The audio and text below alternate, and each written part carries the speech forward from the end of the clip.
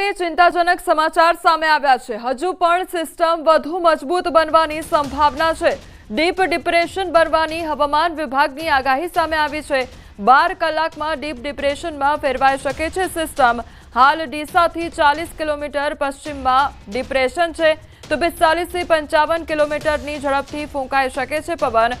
ઉત્તર ગુજરાત કચ્છમાં ભારેથી અત્યંત ભારે વરસાદની સંભાવના સેવાઈ રહી છે।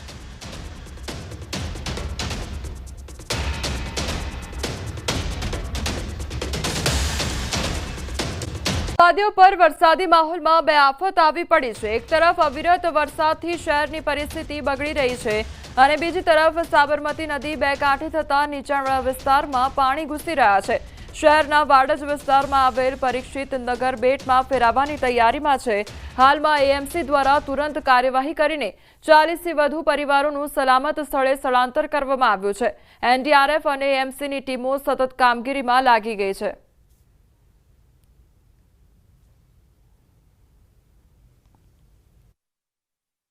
અમદાવાદ શહેરમાં છેલ્લા 24 કલાકથી અવિરત વરસાદ વરસી રહ્યો છે। એ તો મુસીબત છે, પરંતુ હવે નવી મુસીબત છે તે અમદાવાદ શહેર માટે આવી રહી છે। તે છે સાબરમતી નદીનું જળસ્તર સતત વધી રહ્યું છે।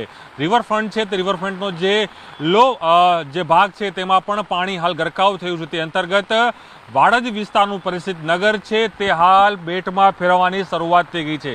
હું આપણે જે દ્રશ્યો બતાવી રહ્યો છું અમદાવાદ શહેરના વાડજ ખાતે આવેલા પરિસ્થિત નગરના છે, જે સૌથી નીચાણવાળા વિસ્તારમાં આવેલા આ તમામ જે ઝૂંપડપટ્ટીઓ છે તેમાં પાણી ઘસવાની જે તૈયારી છે તે જોવા મળી રહી છે। અને અગમચેતીના ભાગરૂપે મહાનગરપાલિકા તરફથી અને કલેક્ટર કચેરી તરફથી જે નીચાણવાળા વિસ્તારમાં રહેતા જે લોકો છે, જે હાલ આંકડો મળી રહ્યો છે તે પ્રમાણે 40થી પણ વધુ જે પરિવારો છે તેને હાલ અહીંથી સ્થળાંતર કરવાની ફરજ તંત્રને પડી છે।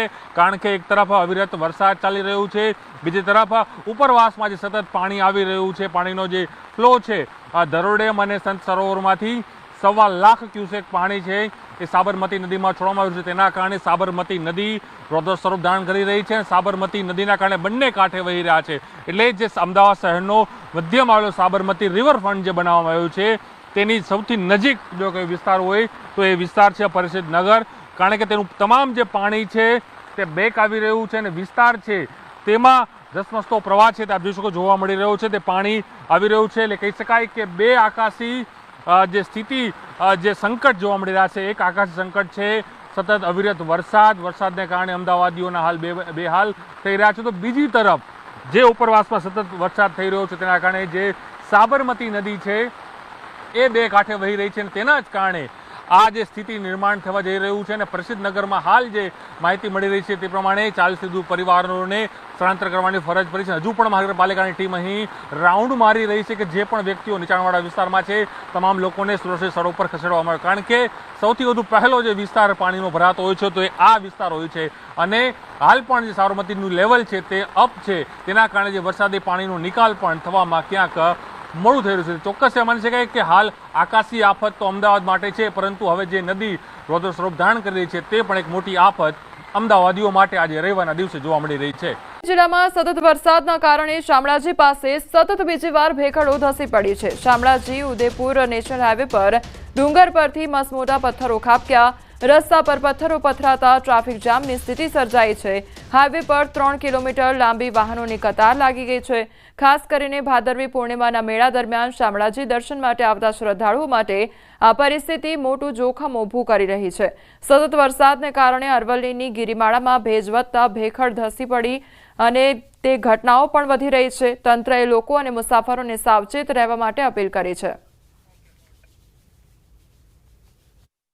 શામળાજી ઉદયપુર હાઈવે ઉપર જે અરવલ્લીની ગિરિમાળામાં આવેલું છે ત્યાં સતત વરસાદના કારણે લેન્ડસ્લાઇડની ઘટનાઓ બની રહી છે। દ્રશ્યો બતાવીશ ખાસ કરીને કે યાત્રાધામ શામળાજીમાં આજે ભાદરવી પૂર્ણિમા છે, બીજી તરફ સતત વરસાદના પગલે અહીં જે પ્રકારે ભેખડો ધસી રહી છે ગિરિમાળા ઉપરથી અરવલ્લીની ગિરિમાળાઓ ચારે તરફ આવેલી છે। આપ જોઈ શકો છો કે શામળાજી ઉદયપુરનો આ હાઈવે છે, લાંબી કતારો વાહનોની લાગી હતી, પરંતુ હાલ હાઈવે ઓથોરિટી દ્વારા તેમને જે રસ્તો કરીને જોઈ શકાય છે જે પ્રકારે કે વાહનને પૂર્વવત કરવામાં આવ્યો છે, પરંતુ જોઈ શકાય છે કે મસ્ત મોટી ભેખડો ધસી પડી છે। લોકોએ અહીં આવતા જે દર્શનાર્થીઓ છે તેમને પણ સાવચેત રહેવાની જરૂર છે। ખાસ કરીને કુદરતી વાતાવરણ આફત સર્જી શકે છે, તો સતત વરસાદના કારણે લોકોએ સતર્ક રહેવાની પણ અપીલ કરવામાં આવી રહી છે।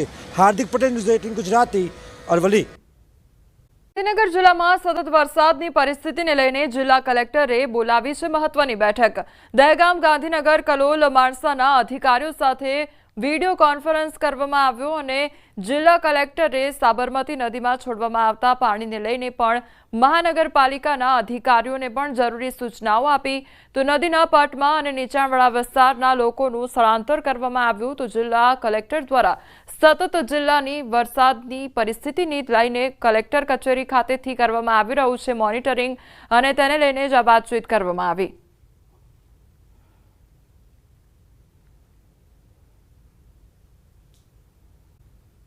મહીસાગર સંતરામપુરાના ભમરીથી માનગઢ રસ્તો ભારે વરસાદમાં ધોવાઈ ગયો છે. વરસાદના કારણે મોટાભાગનો રસ્તો તૂટી ગયો છે.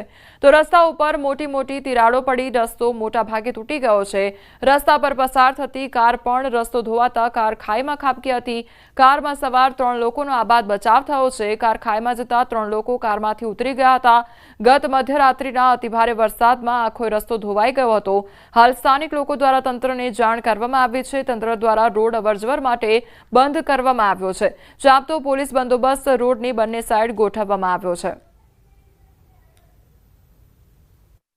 સંતરામપુરથી રાજસ્થાનને જોડતો માનગઢ સુધીનો રસ્તો છે તે ભારે ધોવાયો છે, વરસાદના કારણે ધોવાયો છે.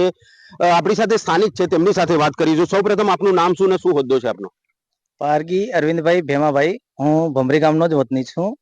અહીંયા લગભગ રાત્રે સાંજે એમ તો તિરાડો પડી ગઈ હતી અહીંયા 6 વાગ્યા પછી, એટલે પૂરી ઘટના નાઇટમાં જ બની છે. લગભગ વરસાદ ના કારણે બધું ધોવાઈ અને જે પુરાણવાળી જે જગ્યા હતી એ જ ધોવાઈને પડ્યો છે. એટલે વધારે અહીંયા કઈ નુકસાન નથી, પણ એક ઇકો ગાડી આવી અને એ અંદર ઘસી પડેલી છે. એમાં જે બેઠેલા હતા એ 3 જણ બહાર હેમખેમ રાત્રે નીકળી ગયા હશે. અંદર કશું કઈ છે નહીં નુકસાન જેવું. કેવો વરસાદ હતો ને કેવી ઘટના બની છે? રાત્રિ દરમિયાન બનેલી છે ઘટના, કેવી રીતે, અને રસ્તાની શું પરિસ્થિતિ છે અત્યારે? રસ્તો હાલ અહીંયા કોઈ ભારે વાહન જઈ શકે એમ નથી, બાઇક પણ નથી જઈ શકે એવું. ખાલી જે પુરાણવાળો જે રસ્તો હતો એ તૂટી ગયાથી અહીંયાથી વાહન બંધ કરાવી દીધું છે. તંત્ર તરત આવી ગયું છે. RNB વાળા પણ આવ્યા હતા, મામલતદાર સાહેબ બી આવ્યા હતા, અને અહીંયા અમે બ્લોક કરાયો છે. બીજું ડાયવર્જન છે, ચોકી માવડીથી ખેડાપા જઈને રાજસ્થાન જઈ શકાય એવું છે.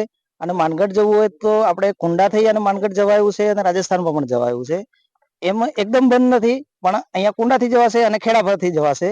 બાકી અહીંયાથી તો હાલમાં બંધ જ કરાવી દીધું છે. તંત્ર દ્વારા અહીંયા બધા હેમખેમ અહીંયા આવી અને વિઝિટ કરી અને અમે 2 બાજુ બ્લોક કરાવી અને હમણાં જ સાહેબ શ્રી પણ ગયા છે. જે ભારે વરસાદ ખાબક્યો હતો તેને લઈને અત્યારે જે રોડ છે તે આખો ધોવાઈ ગયો છે, જેને લઈને તંત્ર પણ ઘટના સ્થળે પહોંચ્યું હતું, અને તંત્ર દ્વારા બંને સાઈડો બંધ કરી ચુસ્ત પોલીસ બંદોબસ્ત, ચાંપતો બંદોબસ્ત રાખી અને વાહનની અવરજવર બંધ કરેલ છે. મિતેશ ભાટિયા, ન્યૂઝ 18 ગુજરાતી, મહીસાગર. તો મહીસાગરમાં સતત વરસાદ વરસી રહ્યો છે, જેના કારણે રોડ રસ્તાઓ પણ ધોવાયા છે અને તેના કારણે જે વાહનોની અવરજવર છે તે બંધ કરવામાં આવી છે. મહીસાગર જિલ્લાના સંતરામપુરથી રાજસ્થાનને જોડતો રસ્તો છે, કહી શકાય કે ભમરીથી માનગઢ સુધીનો રસ્તો ભારે બિસ્માર હાલતમાં જોવા મળી રહ્યો છે. રાત્રિ દરમિયાન ભારે વરસાદ ખાબક્યો હતો અને વરસાદને લઈને આપ દ્રશ્યો જોઈ શકો છો કે મોટા પાયે જે રસ્તો છે તે ધોવાયો છે. મોટા મોટા ખાડા પડ્યા છે, મોટી મોટી તિરાડો પડી છે. દ્રશ્યોમાં જોઈ શકો છો કે આ જે રસ્તો છે તે માનગઢ સુધી, માનગઢ રાજસ્થાનને જોડતો રસ્તો છે, અને રસ્તો અત્યારે હાલ પોલીસ દ્વારા બંધ કરી દેવામાં આવ્યો છે. મધ્યરાત્રિના રોજ જે રાત્રિના વરસાદ ખાબક્યો હતો, ભારે વરસાદ ખાબક્યો હતો, એની અંદર આ જે રસ્તો છે તે મોટા ભાગનો ધોવાઈ ગયો છે. મોટા ભાગનો રસ્તો અત્યારે ભૂસ્ખલન જેવી સ્થિતિ અહીંયા જોવા મળી રહી છે. દ્રશ્યોમાં જોઈ શકો છો કે રસ્તા ઉપર રાત્રિ દરમિયાન જે કાર પસાર થઈ રહી હતી તે કાર પણ અહીંયા દ્રશ્યોની અંદર જોવા મળી રહી છે.